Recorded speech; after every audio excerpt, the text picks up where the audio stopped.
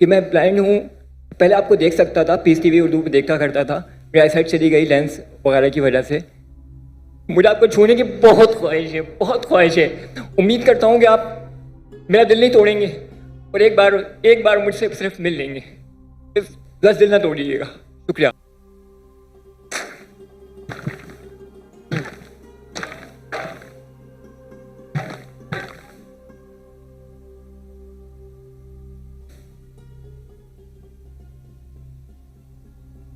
मेरे सामने ये साहब खड़े हुए हैं, अगर ये माइक इनका ओपन कर दिए प्लीज़। ये एक सवाल मैं यहाँ से लूँगा एंड देन फिर मैं पीछे से लूँगा एक सवाल। हेलो, अस्सलाम वालेकुम। ये हैदराबाद से साथी आए हैं, डबल कन्वेंस करके अकेले आए हैं डॉक्टर साहब से सवाल करने के लिए। अस्सलाम वालेकुम वरहमतुल्लाहि वबरकातुहू। डॉक्टर जाकिर नाइक साहब, मैं अकेला आपके लिए ब्लाइंड हूँ और हैदराबाद से मोहब्बत से मिलने के लिए आया हूँ। अगर आपको पाकिस्तान के अंदर अल्लाह ताला से दुआ है कि आपको नेशनलिटी मिले तो आप खुश दिली से कबूल करेंगे। और दूसरी बात कि मैं ब्लाइंड हूँ, पहले आपको देख सकता था, पीस टीवी उर्दू पे देखा करता था, मेरी आई साइट चली गई लेंस वगैरह की वजह से। मुझे आपको छूने की बहुत ख्वाहिश है, बहुत ख्वाहिश है। उम्मीद करता हूँ कि आप मेरा दिल नहीं तोड़ेंगे और एक बार मुझसे सिर्फ मिल लेंगे। सिर्फ 10 दिल ना तोड़िएगा। शुक्रिया।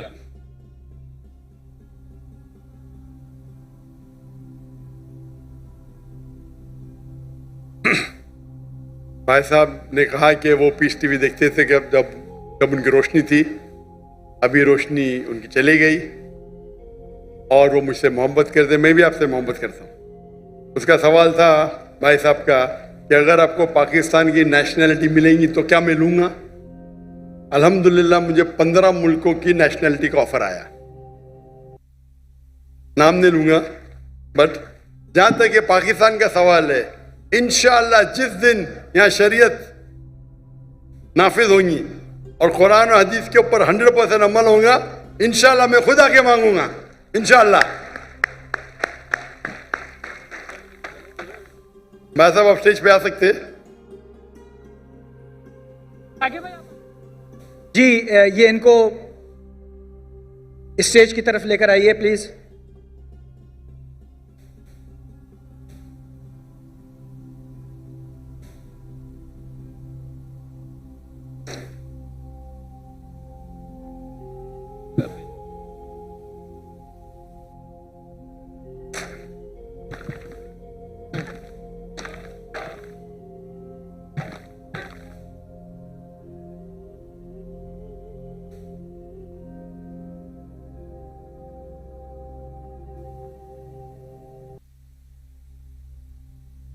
जज़ाकल्लाह खैर।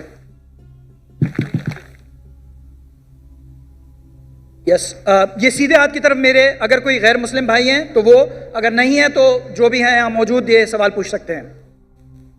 Bismillahirrahmanirrahim. Sir, my name is Mohammedur Rashid bin Mufti Tayyib Muawiya. I belong to Shurabad, Multan. So, sir, I am currently a student of Islamic Studies and currently I joined your Dawah training program. So, sir, we are currently working against the atheism. तो एक atheist ने मेरे से सवाल पूछा जिसका मैंने जवाब दिया, but I am not satisfied कि रसूलुल्लाह सल्लल्लाहु अलैहि वसल्लम जब मदीना में आए तो वहाँ पर ज्यूइश कम्युनिटी कई सौ सालों से रह रही थी। तो आप सल्लल्लाहु अलैहि वसल्लम जब आए तो उन्होंने कुछ खिलाफ वर्जियाँ की, तो आप सल्लल्लाहु अलैहि वसल्लम ने उन्हें मदीना से निकाल दिया। और नऊज़ु बिल्लाह, मतलब कि आज तक हम मुसलमान वहाँ पर कायम हैं, उन्हें मदीना से मुल्क बदर, शहर बदर कर दिया गया। और आज जब इसराइल या ज़ोनिस्ट ने हमारे पैलेस्टाइन पर गलत कब्ज़ा किया तो ये कब्ज़ा सही है, क्योंकि कल जब हमने उन्हें निकाला था तो वो आज जब हमें निकाल रहे हैं, तो इसमें मसला क्या है। ये मेरा सवाल नहीं है, मेरे से पूछने वाले एक दोस्त का सवाल है। He is atheist. भाई साहब को एक ऐसे से सवाल पूछा कि मोहम्मद सल्लल्लाहु अलैहि वसल्लम मदीना में आए और यहूद को निकाल दिए और उनका कब्जा कर लिए, तो फ़लस्तीन लोग जिस तरीके से अभी गाज़ा में घुस गए, सॉरी यहूदी लोग यहूदी लोग घुस गए और फलस्तीन में और गाजा में और कब्जा कर रहे, तो ये तो यकसा है। फर्क क्या है इसमें? मोहम्मद सल्लल्लाहु अलैहि वसल्लम किए क्या नहीं किए उसके डिटेल में जाता नहीं हूं मैं, जाता नहीं हूं, लेकिन मैं ये मानता हूं कि पहले जमाने में जब जंग होती थी, जो भी जीत जाता था वो उसकी लैंड हो जाती थी। सर करंटली अक़वाम मुत्तहिदा भी तो यही कहता जी है। सब आप ना। जवाब सुन लीजिए प्लीज। मेरा जवाब तो सुनेंगे आप। सॉरी मैं क्या बोलने वाला जानते हैं आप? सुने मेरा जवाब कभी? नहीं सुने ना? तो सॉरी जवाब तो कंप्लीट करने दो ना, आप मुझसे बहस कर रहे। सॉरी। यही प्रॉब्लम है। इन्नल्लाह मा साबरीन, अल्लाह उनके साथ है जो सब्र करते हैं।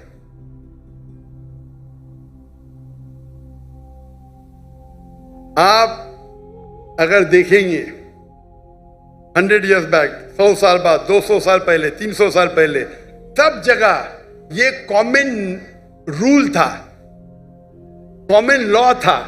अगर एक देश हमला करता है और जीत जाता है तो उसका होता है। दुनिया भर में ऐसा है, दुनिया भर में, दुनिया भर में, हिंदुस्तान में हो या अमेरिका में हो या इन सब जगह।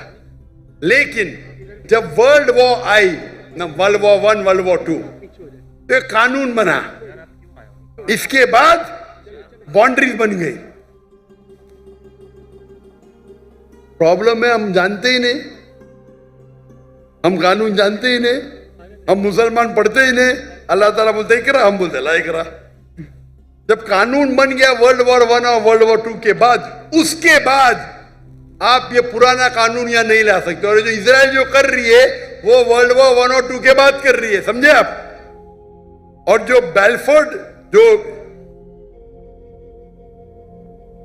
ब्रिटिशर्स है, ब्रिटिशर्स ने दुनिया का 1/3 हिस्सा, 1/3 वर्ल्ड को रूल किया इलीगली।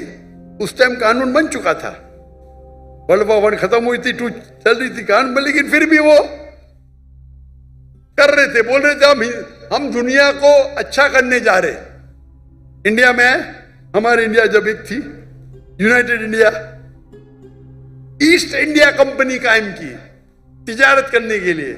हमको लूटा, हिंदुस्तान को लूटा, हमारे लोग को हमारे खिलाफ। बाद में जब जाते जाते देश का बंटवारा किया। उस टाइम, उसी टाइम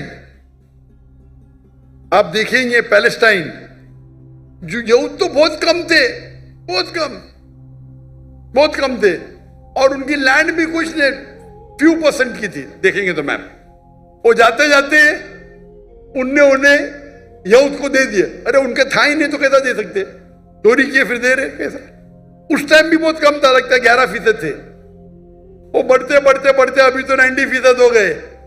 तो तुम्हारे फ्रेंड को बोलो, तुम जानते ही नहीं इंटरनेशनल रूल भाई। पहले पासपोर्ट भी नहीं था, अभी पासपोर्ट है। पहले वीजा नहीं था, अभी वीजा है। चेंज हो गई दुनिया। वो दुनिया के कानून को जानते नहीं।